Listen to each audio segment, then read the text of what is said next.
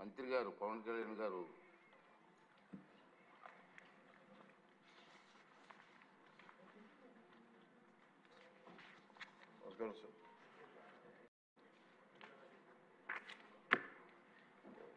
వచ్చిన ప్రశ్న ఇది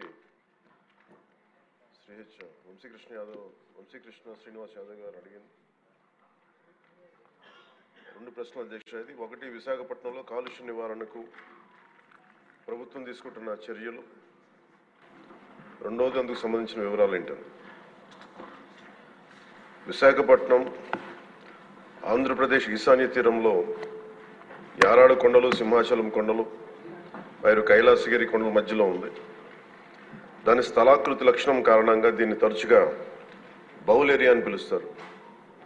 ఈ కొండల కారణంగా శీతాకాలంలో ఉష్ణోగ్రతలు తక్కువగా ఉండటం వల్ల పరిశ్రమల నుండి ఉత్పన్నమయ్యే వాయు కాలుష్య కారకాలు వాతావరణంలో వ్యాపించకుండా భూమి ఉపరితలం మీదనే ఉండిపోతున్నాయి.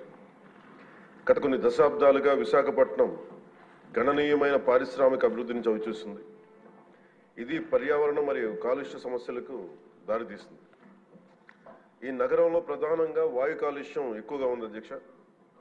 1960 నుండి విశాఖపట్నం పోర్ట్ అథారిటీ, హెచ్పిసిఎల్ మొదలైన బహుళ రంగ పరిశ్రమల స్థాపన మరియు వృద్ధి ఈ నగరాన్ని భారతదేశ పారిశ్రామిక పట్టణంలో ఒక ప్రధాన పారిశ్రామిక కేంద్రంగా చేసింది. పారిశ్రామిక వృద్ధి ఫలితంగా చుట్టుపక్కల వాతావరణంలో ధూళి కణాలు, సల్ఫర్ డయాక్సైడ్, నైట్రోజన్ డయాక్సైడ్ ఉద్గారాలు మరియు ఇతర కాలుష్య కారకాల సాంద్రత పెరిగింది. పరిశ్రమలు, ఇతర రంగాల నుంచి వెలువడే కాలుష్యాన్ని నియంత్రించేందుకు ఆంధ్రప్రదేశ్ కాలుష్య నియంత్రణ మండలి అనేక కార్యక్రమాలు, సమర్థవంతమైన చర్యలు చేపట్టి ఎప్పటికప్పుడు కార్యాచరణ ప్రణాళికలను రూపొందిస్తున్నది. ఏపీపీసీబీ యొక్క చొరవ నగరాన్ని సల్ఫర్ డయాక్సైడ్ మరియు నైట్రోజన్ డయాక్సైడ్ కాలుష్యం నుండి విముక్తి చేసింది. అయినప్పటికీ ధూళి కణాల కాలుష్యం ఒక సమస్యగానే మిగిలిపోయింది. 2009 సంవత్సరంలో కేంద్ర కాలుష్య నియంత్రణ మండలి సిపిసిబి విశాఖ నగరానికి సంబంధించి సమగ్ర పర్యావరణ కాలుష్య సూచిక సెపి స్కోరును 70.82గా లెక్కించి ఉండవలసిన ప్రమాణం 60 కంటే ఎక్కువగా ఉండడం వలన విశాఖపట్నంను తీవ్ర కాలుష్యం ఉన్న ప్రాంతంగా గుర్తించింది. కేంద్ర పర్యావరణ మరియు అటవీ మంత్రిత్వ శాఖ 13/1/2010 విశాఖపట్నం బౌల్ ఏరియాలో పరిశ్రమల స్థాపనకు మరియు విస్తరణకు మారిటోరియం విధించింది. ఇందువలన ఆంధ్రప్రదేశ్ కాలుష్య నియంత్రణ మండలి పరిశ్రమలు మరియు ఇతర భాగస్వాముల సమన్వయంతో బౌల్ ఏరియాలో ఉన్న పరిశ్రమలకు జాతీయ ప్రమాణాల కంటే ఎక్కువ కఠినమైన ఉద్గార ప్రమాణాలను, ఎమిషన్ స్టాండర్డ్స్ను నిర్దేశించింది. ఉదాహరణకు పార్టికులేట్ మ్యాటర్ PM10 యొక్క గాఢత అంటే మిల్లీగ్రామ్ పర్ మెట్రిక్ క్యూబ్ దాదాపు 50 మిల్లీగ్రామ్ పర్ మెట్రిక్ క్యూబ్గా, జాతీయ ప్రమాణం 150 మిల్లీగ్రామ్ పర్ మెట్రిక్ క్యూబ్ కంటే గాను SO2 లెవెల్ 5 mg, జాతీయ ప్రమాణం 25 mg కంటే నిర్దేశించడం అయింది. ఈ కఠినమైన నిబంధనల కారణంగా పరిశ్రమలు కాలుష్య నియంత్రణ వ్యవస్థను అప్గ్రేడ్ చేశాయి మరియు గ్రీన్ విశాఖ కార్యక్రమం కింద విస్తారమైన గ్రీన్ బెల్ట్ని అభివృద్ధి చేశాయి.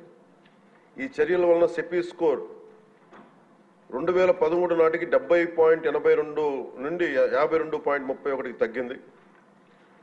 2013లో ministry of environment, forest and climate change comprehensive environment pollution index score నగరానికి సంబంధించి 60 కంటే తక్కువగా ఉండడం వలన పరిశ్రమల విస్తరణపై ఉన్న మారిటోరియంని ఎత్తివేసింది. కాలుష్యాన్ని నియంత్రించడంలో గణనీయమైన విజయం సాధించినప్పటికీ విశాఖపట్నంలో పరిశ్రమల విస్తరణ కార్యక్రమాల వలన మరియు సంబంధించిన ధూళితో కూడిన సరుకు రవాణా, కార్గో రవాణా మొదలైన తదనంతర కార్యకలాపాలు వాయు కాలుష్యం పెరగడానికి కారణమైనాయి. నగరంలో పార్టికులేట్ మ్యాటర్ అంటే ముఖ్యంగా కణ కాలుష్యం, దుమ్ము, ధూళి, మసి, పొగ ఈ లెవెల్స్ జాతీయ ప్రమాణాలు 60 మిల్లీగ్రాములు మించినందున వాయు నాణ్యత మెరుగుదల అవసరమని ఆంధ్రప్రదేశ్లోని మరో 12 నగరాలతో పాటు విశాఖపట్నంను నాన్ అటైన్మెంట్ సిటీలుగా సిపిసిబి గుర్తించింది. సిపిసిబి, జీవీఎంసీ, జిల్లా పరిపాలన, రవాణా శాఖ, పరిశ్రమలు, పౌర సరఫరాల శాఖ వంటి సంబంధిత భాగస్వామ్య శాఖల సమన్వయంతో APPCB national clean air programme కింద నగరంలో వాయు కాలుష్య స్థాయిలను తగ్గించడానికి కార్యాచరణ ప్రణాళికను రూపొందించింది. ప్రభుత్వం సిపిసిబి, ఏపీపీసీబీ అన్ని భాగస్వామ్య శాఖలచే ఆమోదించిన కార్యాచరణ ప్రణాళిక అమలును నిశ్చితంగా పర్యవేక్షిస్తుంది.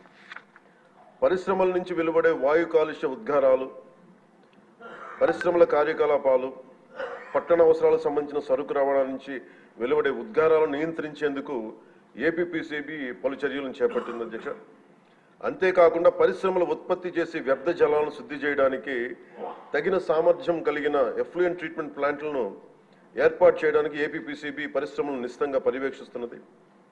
విశాఖపట్నం నగరంలో ఉత్పత్తి అయ్యే మురుగునీటిని జీవీఎంసీ నిర్మించిన 5 మేజర్ సువేజ్ ట్రీట్మెంట్ ప్లాంట్స్ని 13 మినీ ఎస్టీపీలను మళ్లించడంతో పాటు నిర్దేశిత ప్రమాణాలకు అనుగుణంగా ఎస్టీపీ అవుట్లెట్ వద్ద కాలుష్య స్థాయిని పర్యవేక్షించడం ద్వారా నీటి కాలుష్యానికి అవకాశం లేకుండా వీలు కల్పిస్తూ ఉంది.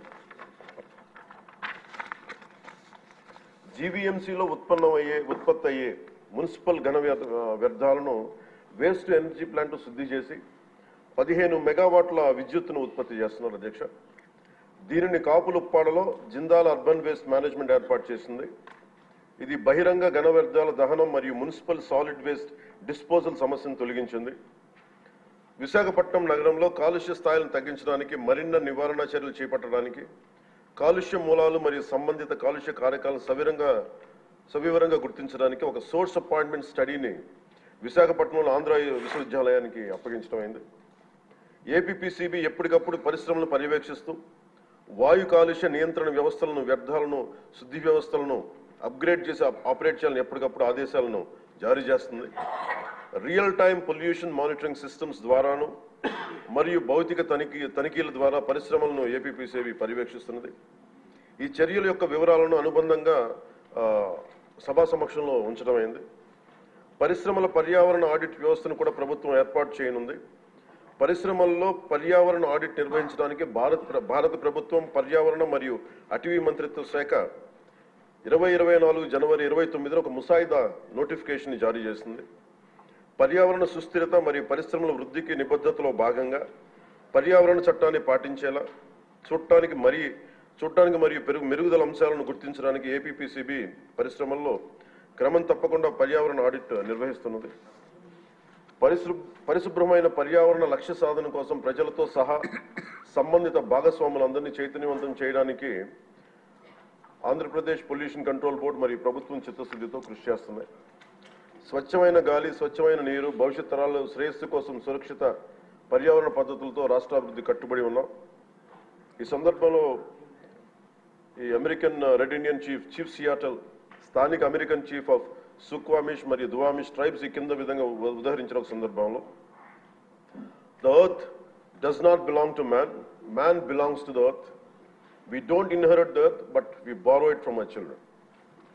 ఆయన మాటలు సమస్త జీవరాశుల పరస్పర అనుసంధానాన్ని, భావితరాల కోసం ప్రకృతి ప్రపంచాన్ని గౌరవించడం, పరిరక్షించడం యొక్క ప్రాముఖ్యత నొక్కి చెప్తున్నాను.